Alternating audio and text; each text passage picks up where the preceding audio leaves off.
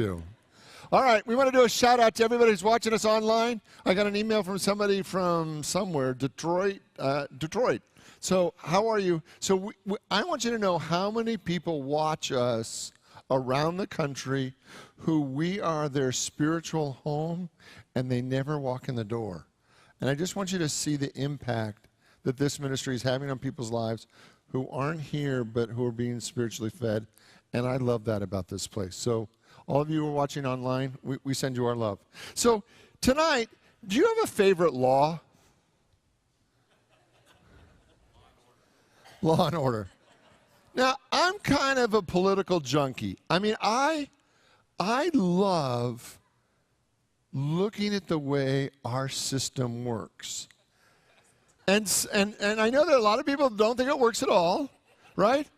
But I am so intrigued by our form of government. Now, are there problems? Absolutely. But it's an amazing process.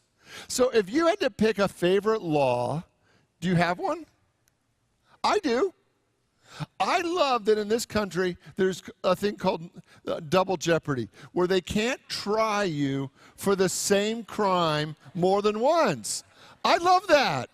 Not that it ever applies to me. There was just that one unfortunate arrest. But other than that, it didn't stick. But, I just love that about our country, right?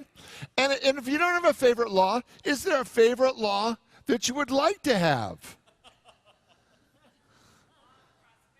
Okay, there's the law of prosperity. She's going spiritual law right off the top, right?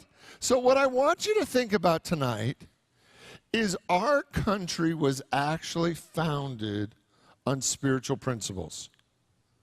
It just was.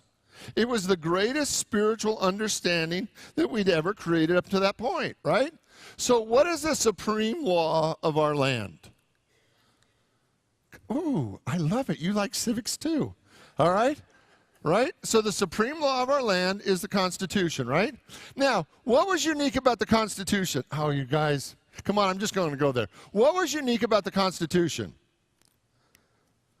First 10 were called the Bill of Rights. And why was that different? Because it outlined individual freedoms. Never before in the history of the planet had there been the first 10 laws actually were laws against the government in favor of the people. That had never happened before. It had never happened before that the first 10 rules, the first 10 laws were actually limiting the government in favor of empowering the people. That had never happened before. That we had never given people institutionally, organizationally, rights to be a certain way. That we had guaranteed their freedom, right? And the first 10 laws, the first 10 rules in the Constitution were guaranteeing you that you had rights that no one could take away from you. Right? That the king couldn't take away, Congress couldn't take away, president couldn't take away. Didn't matter who you were, you had rights. You had these 10 rights, right? And now how many amendments to the Constitution are there? How many? Anybody want to go all the way to 27? Okay, 27, but you were close. Right? So there's now 27 amendments to the Constitution. Now, if we look at this as a hierarchy, if this is number one, what's the next one down? And this is really going to make sense. It just indulge me for a little bit before your eyes start to glaze over. Right? What's the next one? What's the next law of the land? Federal law. Right? So after the Constitution, then the feds gets to make laws. That means your Congress and your state representatives. They get to make laws, and that those laws, other than the Constitution, are the supreme law of the land, right? And the president can't do anything that violates federal law or the Constitution, right? So the executive branch cannot violate the Constitution and the federal law. Now, can the president then make, that's too far. All right. Then what's next? And then what's next? County, right? And then city, and then your HOA.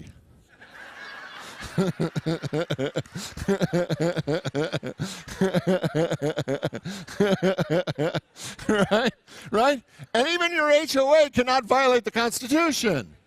Right? But there's a hierarchy of laws, right? And so every lower organization cannot violate the laws ahead of it. Right? So your state, your county, your city, your HOA cannot violate your Constitution.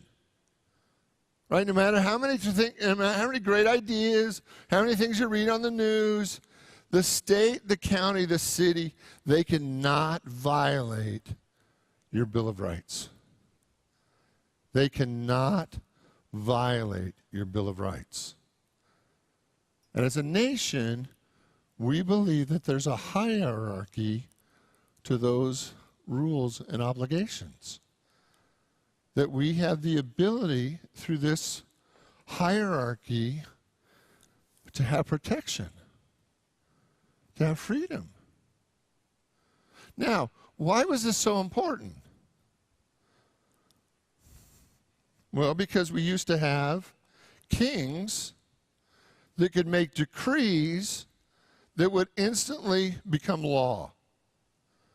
Right? So you could have a king, which was the normal form of government before this. You could have a king that would make a decree, and the moment he spoke the word, that decree applied to whoever it applied, whether it was taxation, whatever the rule, whatever the whim of the king at the time, that instantly was the rule of the law. And all the king had to do was to speak that rule of law into existence. And until the king changed the decree, that applied to whoever he said it applied to. So then our taxes went up or down, or what we could do, what we could not do, how we could travel or not travel, where we could live or not live. All that would be decided by the king making one decree out loud. And then, of course, it'd be written down and be posted, but the king had the power to make a decree, and the rest of us had to live by it. Now, was there a way for us to challenge that in a court of law if we didn't like the decree? No, we were done. Right? There was no say, no vote, no representation. The king said it. It was the way it was. Right? True? Now, this chapter we're working on, the game of life, is about the power of the word, right? So let me flip this over. It's about the power of the word. And one of the things that she talks about in the very first chapter, and if you've got your book with you, I want you to read with me. It says, a person knowing the power of the word becomes very careful in his conversation. He has to watch the reaction to his words to know that they will not return to him void. Though his spoken word, man is continually making laws for himself. And that's where I want to start tonight. Is that every time you speak, you are defining reality for you. Like, have you ever said, my back is killing me? Or you ever said, I wonder why life just never works out for me? Or I wonder why I can't ever catch a break? What I want you to see is that from the beginning of time, spiritually, awakened souls have been trying to teach us the power of the spoken word. Jesus said, let your answer be yes, yes, or no, no, for anything else makes God crazy.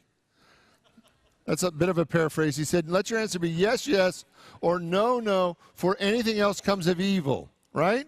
So what I want you to see tonight is what is the ultimate spiritual principle?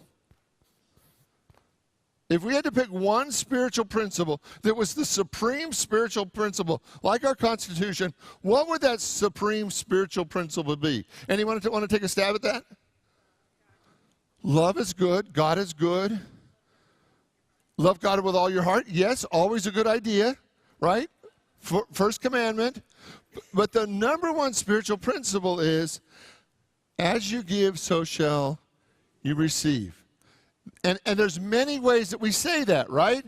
But the number one spiritual principle is that the inner as you give, so shall receive, creates the outer.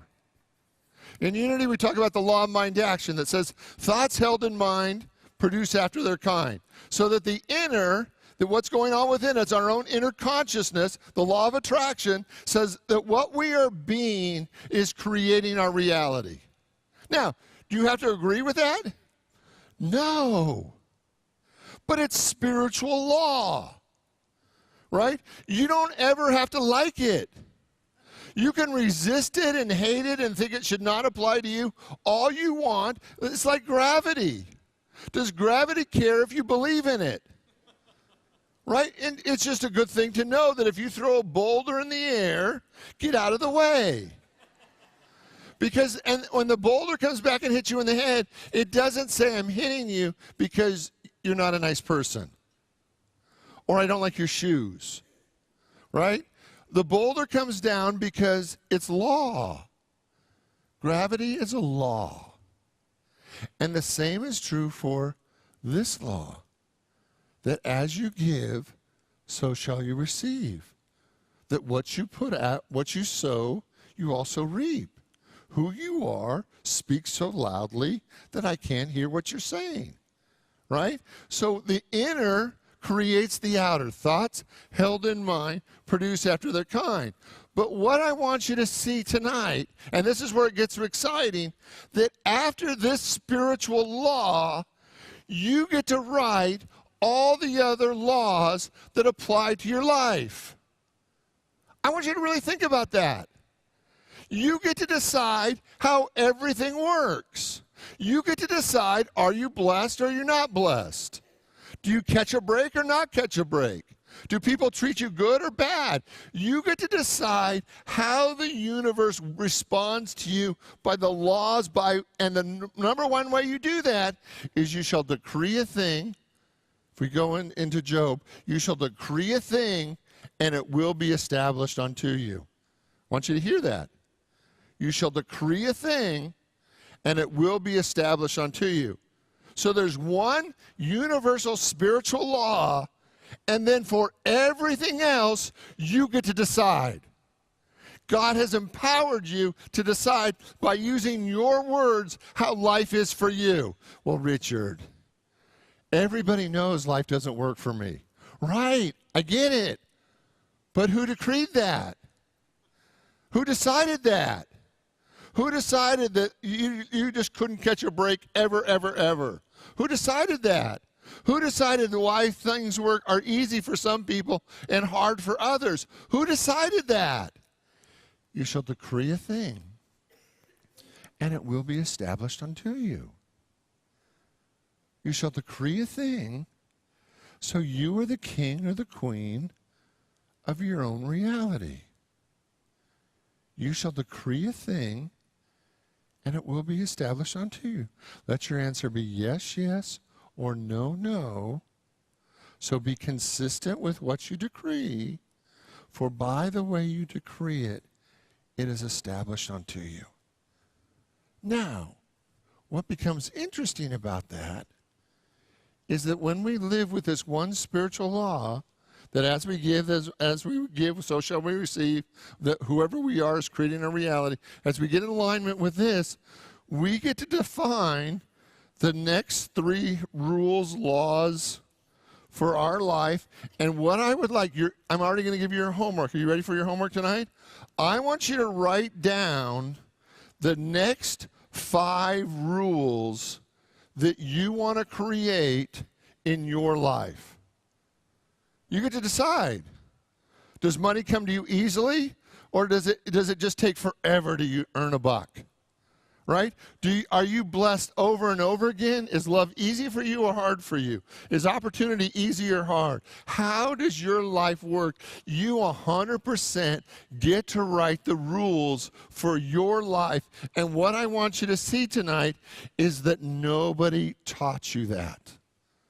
How many of you can think of at least 2 or 3 of your parents' rules? Right? And they taught you their rules. How many were taught that money was hard to come by? Was that their rule? That was their rule, right? And they taught it to you as if it was capital R rule. Was it capital R rule or was it lowercase rule? Was it their rule or was it God's rule? It was their rule. Like, how many of you were taught that love hurts? Right? So what I want you to see over and over again is that when we get aligned with spiritual principle, once we get aligned with spiritual principle, we get to define how everything else works in our lives. If we will decree a thing, it will be established unto us. So I've got a couple rules that I'd like you to play with. Now, you don't have to pick my rules. My rules are just my rules. Right? But if you are inspired by them, great. But what's your homework for tonight? Write your 5. I want you to write the 5 rules that you would like to be the most important 5 rules. It could be your personal small Bill of Rights. Right? It could be. You get to decide tonight how the universe is going to work for you and with you from this moment forward. You could actually change the nature of reality by changing your rules. Because I know we believe in our rules because they were given to us by people who believed in those rules. But you get to decide how life works. Because you decree a thing and it will be established unto you. You get to decide. You are the king or the queen of your queendom. Amen? I love being the king of my kingdom. Will you say that with me? I love being the king of my queendom, or my kingdom. Depends on how I'm feeling that day.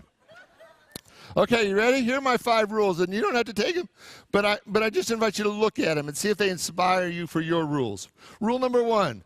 I am wide awake and I know my divine self. 2, everything I need is always provided instantly. 3, love is the only power in my life and I love all people and all people love me. 4, I am divinely blessed and everything works out for me. Number 5, life is so much fun. Right? Now, you may think, oh, Richard, those are terrible rules. Right? But then write your own. Right? Just write your own. See, I'm not trying to sell you on anything other than taking authority over your life. How many of you have ever felt like everybody in your life had more control over your life than you did? Right? And what I want you to see tonight is that you actually get to decide the rules that you live by. What if you decided that money was easy? What if you decided that you never had to be disappointed again? What if you decided that your body just gets to be healthier and healthier as you get older? What if you decided you just got better looking with age? How much fun would that be, right? What if you got to decide everything? And the only catch was you had to decree it. You had to speak it into existence. Because by your words, Jesus said, you are justified. Or by your words, you are condemned. Now, that doesn't sound like a happy thought. Right? But what I want you to see is it is the key to unlocking an unlimited life. An unlimited life. By your words, you are justified. Or by your words, you are condemned.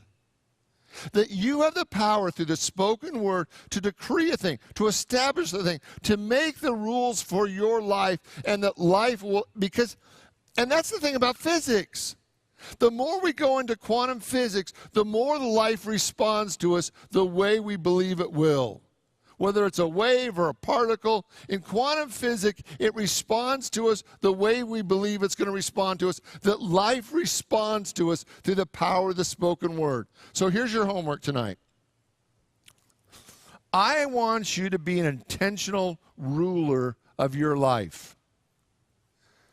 How many of you can think of the times when you've been an unconscious ruler of your life? I want you to be a conscious ruler of your life. And what I'm asking you to do tonight is to write down what you would like the 5 primary rules to be for your existence. For your existence. For how you show up, how life shows up, how your life works. There's only one thing you can't violate. Is as you give, so shall you receive. As we are in consciousness, so we are in manifestation. That the inner consciousness creates the outer experience. But other than that, you get to decide. You get to completely decide. How many of you know that you've had a law or a rule working in your life that completely just kind of made your life more than difficult? Right? How many of you want to impeach the person that gave you that law? Right? And how many times did you just willingly accept the law thinking you had to, that that's the way it was? Tonight, I'm asking you to become 100% conscious. Now, say you want 6 rules. Okay, we'll let you have 6. Say you want to go all the way up to 10. Okay, you can have 10. But sometimes when I ask you to do 10 things, people complain. Not that that bothers me too much, but sometimes they do. So here's the deal. If you could create the 5 foundational laws or rules of your life, if you got to be so bold, so outrageously wise, that you got to decide how reality worked for you, what would you decide? And would you have the courage to put that in writing and really live into it as your personal declaration of independence, as your personal Bill of Rights? What if you wrote these 5 things down and you decided that they were your spiritual Bill of Rights? That you had a right to be loved or prospered or happy or have life work or be easier than it's ever been before. What if that was your right? Can you imagine that that would change everything?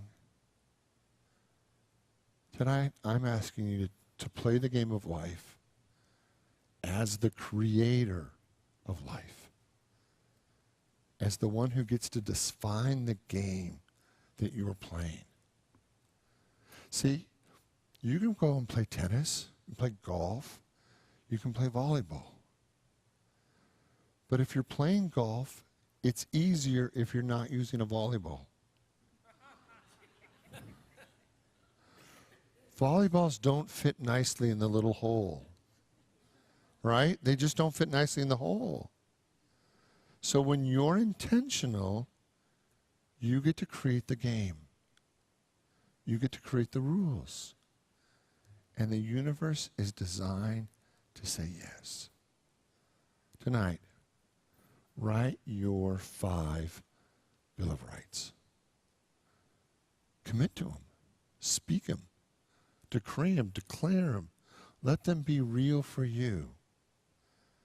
And watch your life transformed because you are the king or the queen of your existence.